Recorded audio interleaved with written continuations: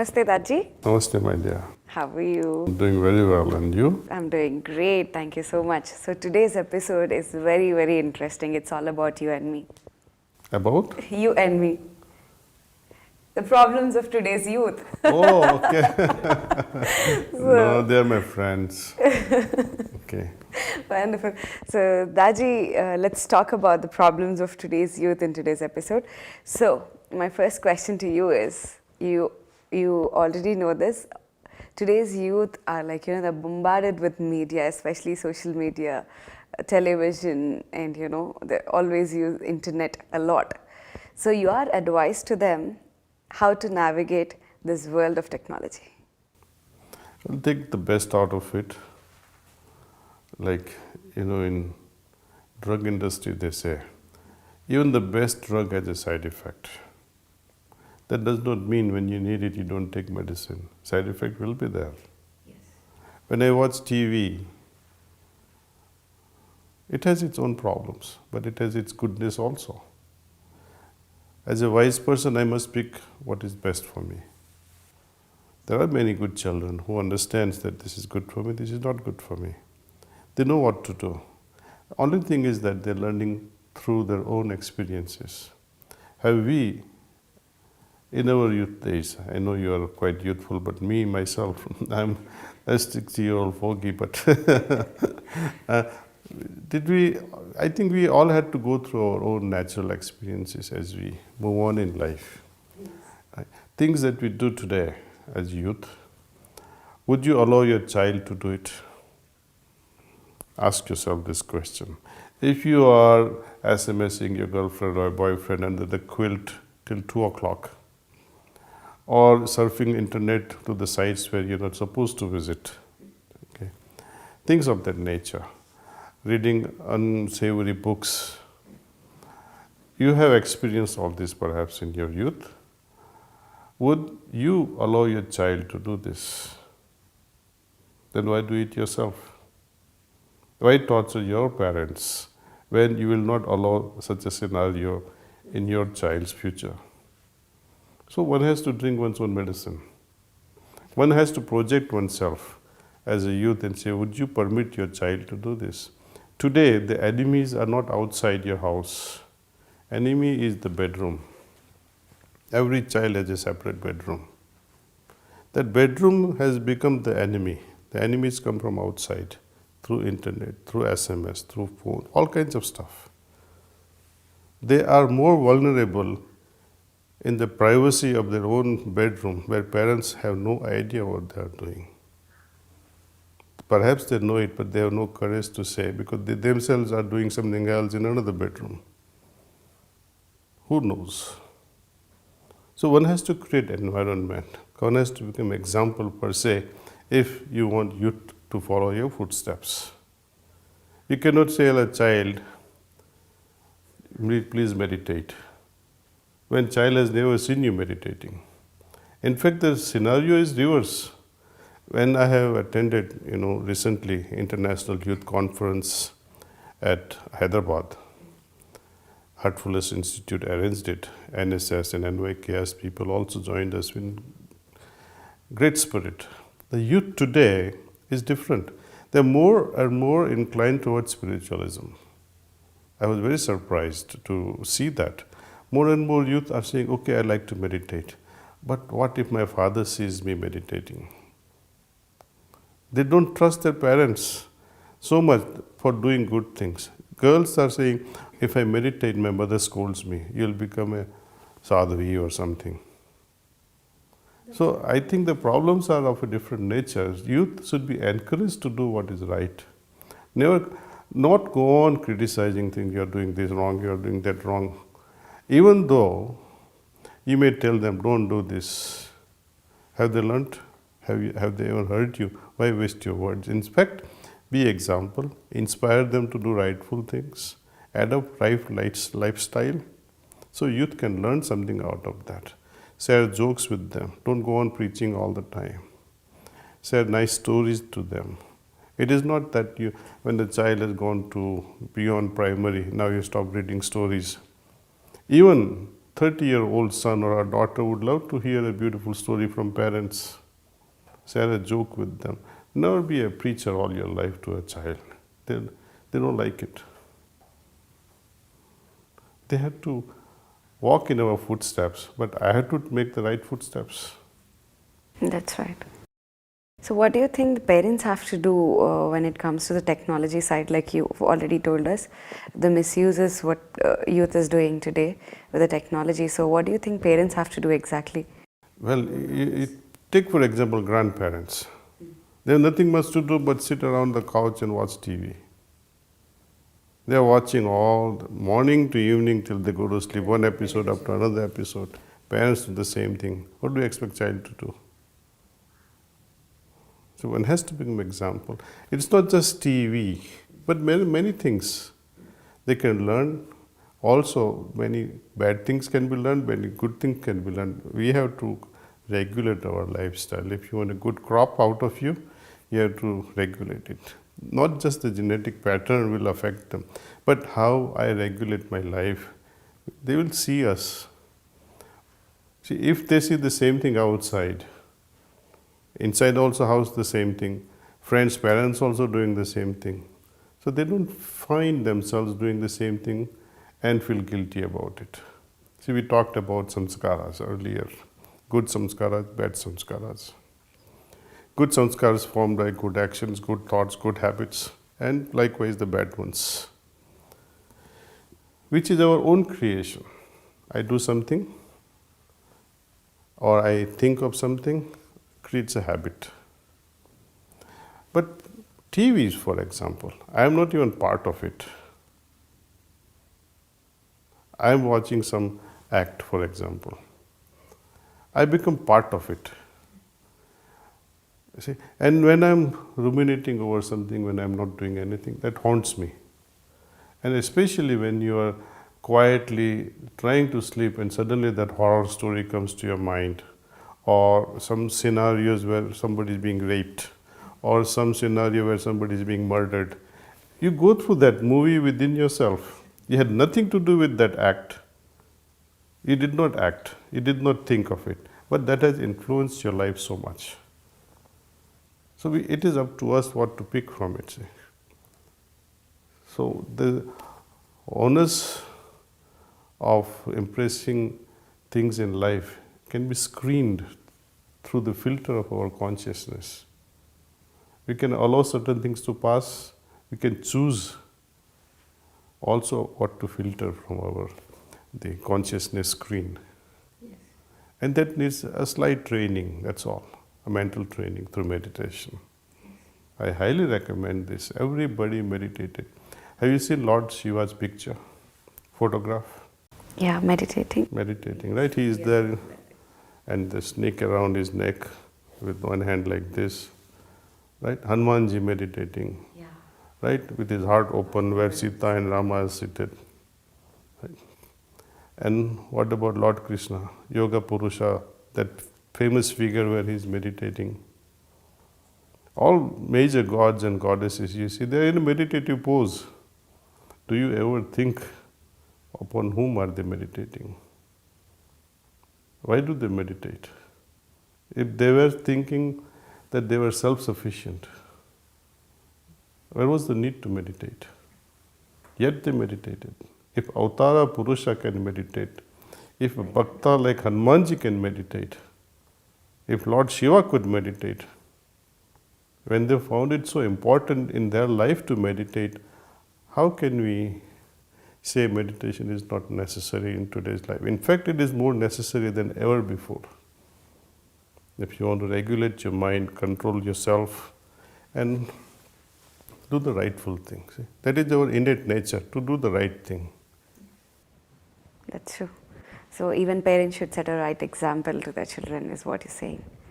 See, I give you a few examples also. I mean, based on my observation, there are many friends who have established families, their children.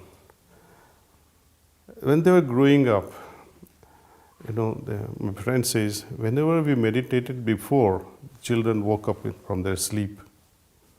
They would wake up, let's say 6 o'clock in the morning, mother and father meditates.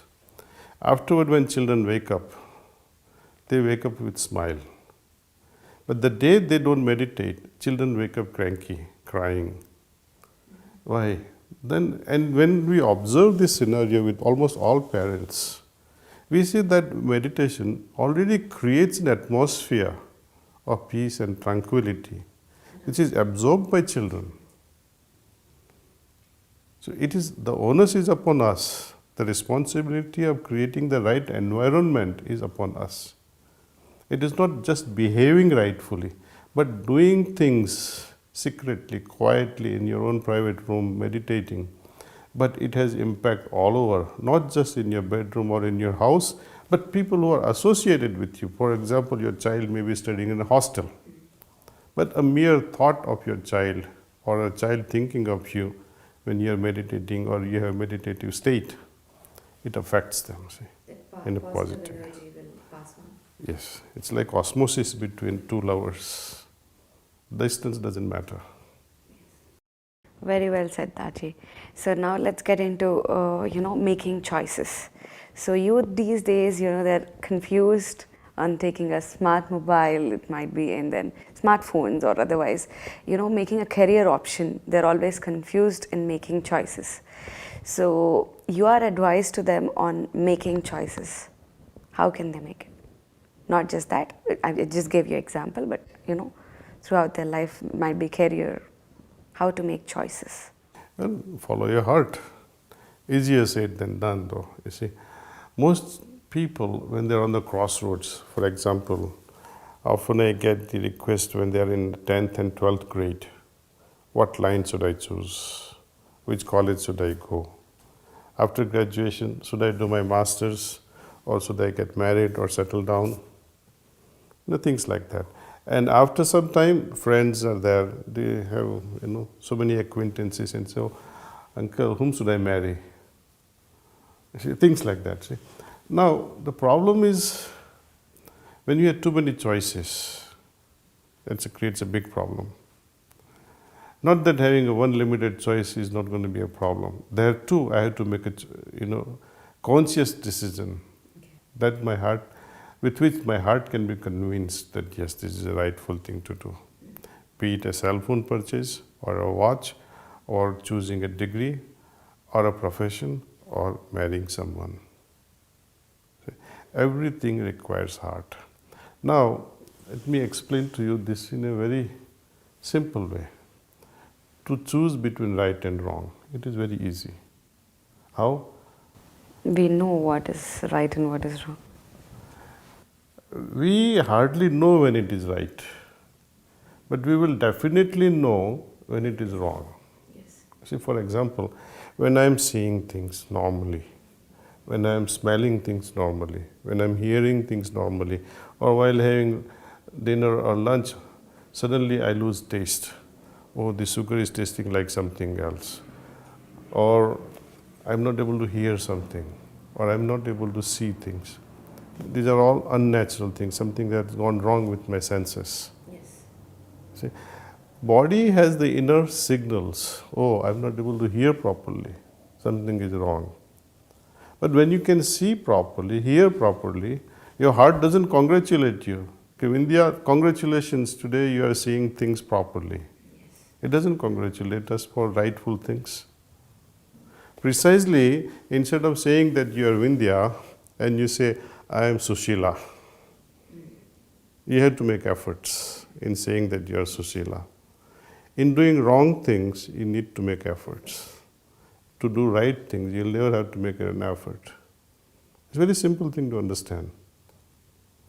When even a child of 2 years, when he drops his glass of milk, he understands, oh, something has gone wrong. He starts crying. But an adult dropping a glass and trying to hide the glass pieces underneath some carpet, that is adult corrupt mind. He's trying to hide his mistakes. Child will not do that. He'll cry and seek mother's help. Adult would try to hide the mistakes if he is not the right person. Right person or integrated person. So it is easy to find what is right and what is wrong, based on this principle that anything that can be wrong, heart will always know it.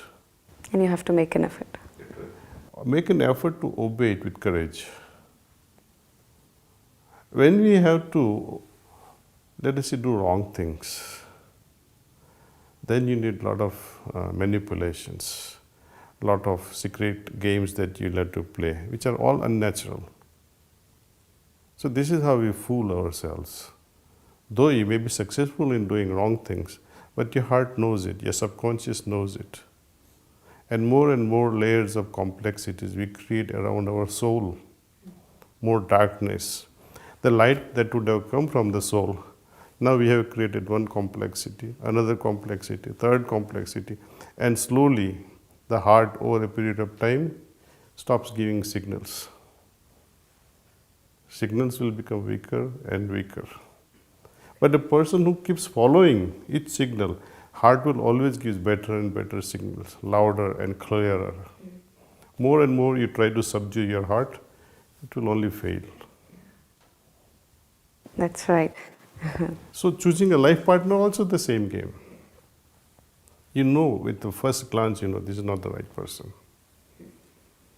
But then you try to convince, oh, he has a Ferrari, he has a Mercedes, his parents are rich, I must marry him. Now you're trying to justify.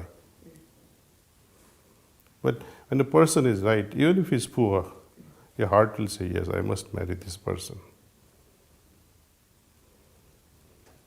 See, but in not just now, it has always been, even in the past. You see, likes, they come together, rich families come together. They never mingle with the class, various classes. That's the failure of the society, see. If only love could prevail, I don't think there would have been so much of unrest in this modern world. As we're talking about marriages here, I would like to ask you one question. Some people, they follow the old tradition of getting married, and some, they fall in love and they get married. So how would you define the arranged marriage and love marriage? Which one is better according to you? Well, I would depend upon both. I have to have love, at the same time I have to have a tradition. See, suppose I love someone. Then I should approach my mother or father and say, Papa or Mommy, I love this such and such a person. You meet the other family and arrange it. It's simple as that. But many a times parents want to have a say in this matter. It should be my way, or you better get out of the house. I have seen those circumstances also, where children, they cry their hearts out and say, my mom is not listening, my father is not listening. If I marry this person, they are threatening me not to ever enter the house. You see, such scenarios are there. But then who suffers actually? When you love someone and marry somebody else, you suffer. That person suffers. Two persons. Later on, you realize that you have married somebody else against your wishes. The other person also suffers. You see? And the person whom you have left also marries somebody. So there are four persons in the equations. This chain continues. Parents have to realize this. Of course, children will make a mistake, but to a certain extent, we must respect their opinion. At the same time, children also must respect parents' wisdom. At least they have learned from their own mistakes that yes, look what kind of wife can do certain things to you. They have more experience than us. They have suffered perhaps, or they have enjoyed perhaps. So from their mistakes, we can learn few things. So you cannot blame either a child or the society or parents. Each situation is different. We cannot label and say love marriages are always good, or arranged marriages are always good. Nothing of that. You cannot conclude it like that. See, I'll give you another scenario: love marriage, for example. But there is lover and a beloved. Before marriage, they are so loving each other. After marriage, also this continues. Love is profound thing. Then one day comes. In loving relationship, there is always increased involvement. And with this increased involvement, what happens? When I am loving someone, myself becomes lesser and lesser and lesser, and my person whom I love becomes everything to me. In the process, I become so insignificant towards myself. And by mistake, one day if I realize that, what have I done? You have lost your freedom, you have lost your identity, and when you become aware of this, you start becoming protective of yourself, and you start distancing yourself. And when that happens, the other person is also sensitive. Love is separating now, see. When the merger of two lover and beloved is to happen, when one becomes very protective, then the love fails. Love marriages fails. In arranged marriages where there is no love, what is there to fail anyway? But though they start with negative balance or zero balance, slowly with a rightful lifestyle, love can mature over a period of time. It can only grow. Here, you're starting with a big bang, and when that protective mechanism starts, that, oh, I'm getting engulfed in this relationship, I'm losing my freedom, there is partition, there is separation. So both have advantages and disadvantages. One has to sail through it with love. That's true. Just the way you said, follow your heart. Follow your heart. That's nice, very true, Daaji.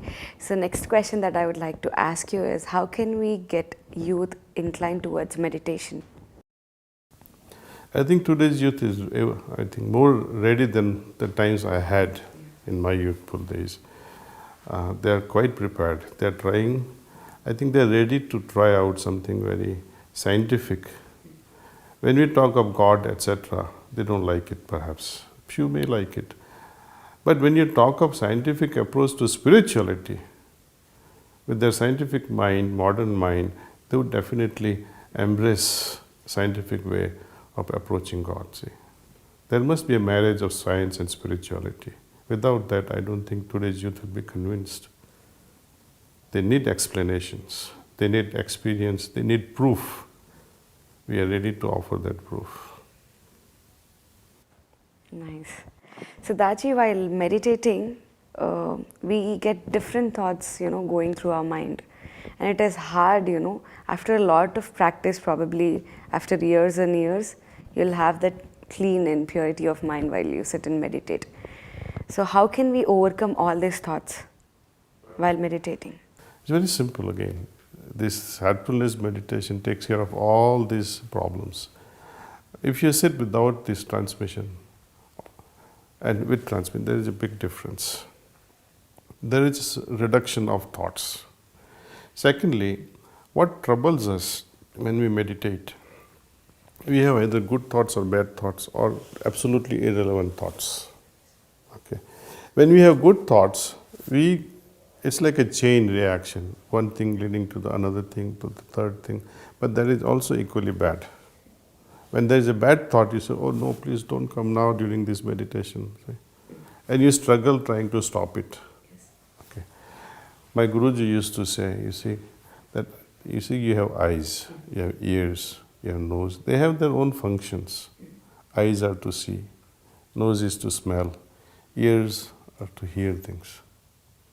So is mind to think. You cannot arrest the process of thinking. You must regulate. Mind is your best friend. People think it's your enemy. No. Once this mind is regulated, it becomes your best friend. And with the regulated mind, you can do so many things. Problem is in the training. Right Guru will help you to regulate the mind with this technique of transmission. Okay. So over a period of time, you say they'll slowly overcome it, or? Yes, that's it. It needs time. Training needs time. Sometimes a month, 2 months, 3 months, sometimes 3 years. It depends upon how fast you want to go. How fast you want to go is determined by how restless you are to achieve the highest. How fast you want to become perfect. How fast you want to evolve your consciousness. That killer's attitude, killer's mind, we must apply towards spirituality. I must have it, hook or crook, I must have it. That passion must be there. Only youth can have such a passion. And youth If Swami Vivekananda was here today, he would have said, I love this youth. I can do a lot of work with this youth because they are passionate about things. Just there is a need of changing the direction. That's all, from this way to that way. And they'll be the peaceful warriors of God. Yeah.